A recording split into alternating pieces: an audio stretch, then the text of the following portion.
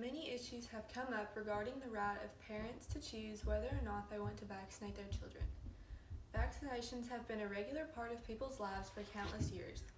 The first vaccines were introduced as early as 1796 when Edward Jenner came up with a vaccination against smallpox. For many years, vaccines have been helping the world's population remain healthy against numerous vaccine-preventable diseases. However, recently, the number of parents that are choosing not to vaccinate their children is rising. The reason for this growing resistance against the vaccinations can be divided up into four main categories: religious reasons, personal beliefs, safety concerns, and the want for more information to be provided by the healthcare professionals. While there are various reasons for not vaccinating a child, refusal against these helpful vaccines can have serious detrimental effects. When a child is not vaccinated, there is a serious risk of this child contracting a very dangerous sickness. Other children may be contaminated, and there could potentially be an outbreak of a vaccine-preventable disease.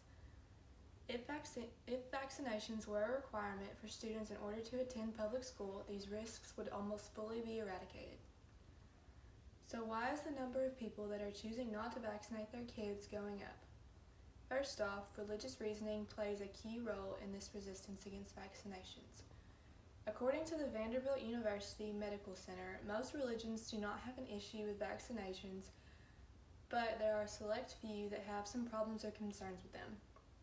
A few examples of religions that express an objection to vaccinations are Faith Assembly, Dutch Reformed Congregations, and Faith Tabernacle. Religion is something that is very built into people's lives. People do not give up on religious beliefs easily, and therefore, if their religion requires them to object to vaccinations, then they do so with determination and are not easily swayed otherwise. Another factor in the growing resistance to vaccinations is personal beliefs. NCBI explains that some parents have a desire for their children to contract certain diseases. Some believe that by contracting a preventable disease, a child's immune system will be strengthened in the long run after having experienced the sickness. They also have a core belief that natural immunity is better for a child than immunity granted through vaccinations. A misconception that these parents also believe is that these diseases that children are being vaccinated for are not a serious threat at the moment, so it is not that big of a deal if their child is not vaccinated for them. Along with religious reasons and personal beliefs is safety concerns. This is the most common reason that parents usually give for not vaccinating their child. The media does a fantastic job of blowing situations out of proportion and scaring parents into not wanting to vaccinate their kids.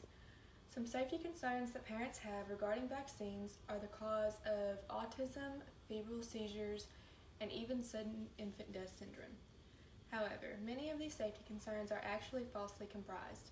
A parent may hear something regarding vaccines from a news story, social media, or even a trusted friend.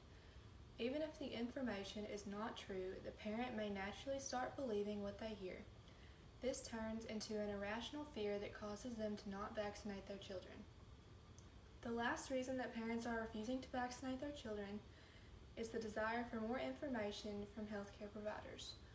According to NCBI, many parents feel as if they are not given adequate information regarding the vaccinations.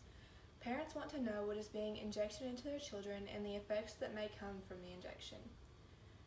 People want to be able to make educated decisions about whether or not they should have their kids vaccinated. When they feel as if they are not provided with adequate information, they choose to refuse the vaccinations and play it safe rather than sorry. That being said, why should vaccinations be required for children to attend public schools? Kids who are not vaccinated face a tremendous risk of contracting a deadly virus. For example, the measles. Can you imagine the amount of discomfort that somebody with measles had to be in? The measles vaccine has been excellent at reducing the case of measles that is seen in the U.S.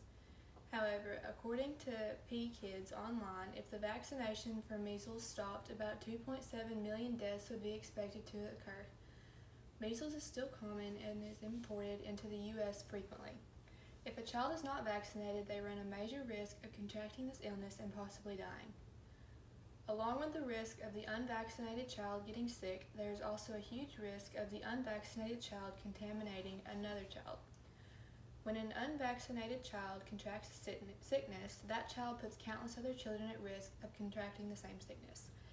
This is severely unfair to the children being vaccinated who are exposed to the illnesses that they are trying to protect themselves from, due to somebody else failing to vaccinate their child. Some children, such as infants, have not been able to receive all vaccinations yet and may be put at life-threatening risk by a child who is able to receive all vaccinations and chose not to. They are unfairly being exposed to something that could potentially kill them. A human life seems way more valuable than the right to choose between vaccination and not vaccinating. In addition to the health risks of children, not vaccinating children can potentially lead to an outbreak. If enough people stop getting vaccinations, the diseases that are preventable could potentially have an outbreak reemerge. PKids Online explains that the bacteria and viruses that cause these diseases are still in existence.